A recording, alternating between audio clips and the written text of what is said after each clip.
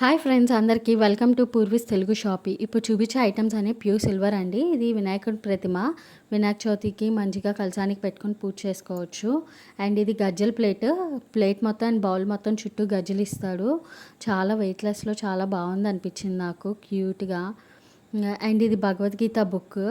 ఎవరికైనా మంచిగా ప్రజెంటేషన్ చేయొచ్చు, ఆర్ఎల్స్ మన దేవుడి ఇంట్లో మంచిగా పూజ చేసుకోవచ్చు. ఎవరికైనా చదివే వాళ్ళకి ఇస్తే వాళ్ళకి చాలా యూస్ఫుల్ అవుద్ది కదండి. చాలా బాగుంది, చాలా క్యూట్గా అనిపించింది. ఇది తాటి చేప.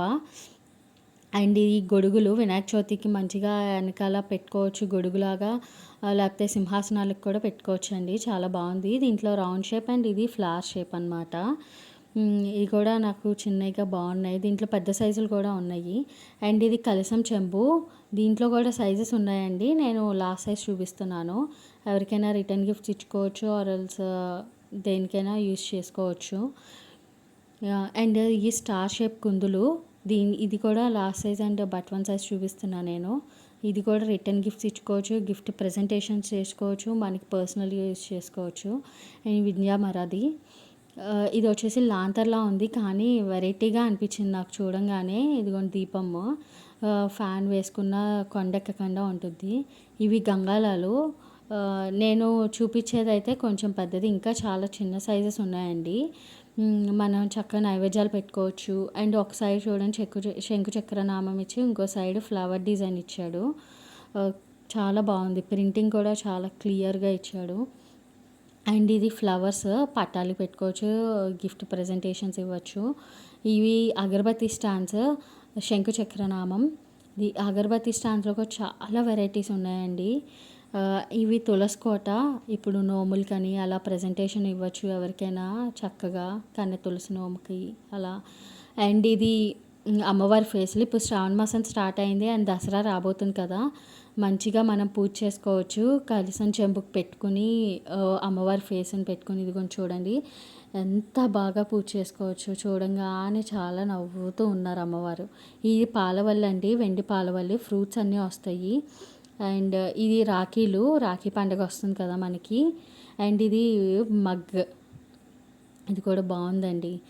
అండ్ ఇవి కుందులు చిన్న సైజు, రౌండ్ షేప్, కింద ప్లేట్ కూడా వచ్చేది, చాలా బాగున్నాయి. అండ్ ఇది లక్ష్మి కొంచెం 108 పూలతో మనం అష్టోత్తరం చేసుకోవచ్చు. చక్కగా ఉంది కదండి, అన్నీ ఒక దగ్గర పోకుండా. ఇది యాంటిక్ పీస్, అది సిల్వర్ పీస్ అండి. ఇవి కుందుల్లో 2 సైజెస్ ఉన్నాయండి. ఇది వచ్చేసి 9 ఇంచెస్ అండ్ ఇంకొకటి 8 ఇంచెస్ అండి. చక్క పైన నెమలి ఇచ్చాడు, కింద ప్లేన్ అంతా ఇచ్చాడు. చాలా బాగుంది కదా. నాకు బాగా నచ్చినాయి కుందులు అయితే. అండ్ ఇంకొకటి ఇది మరకం.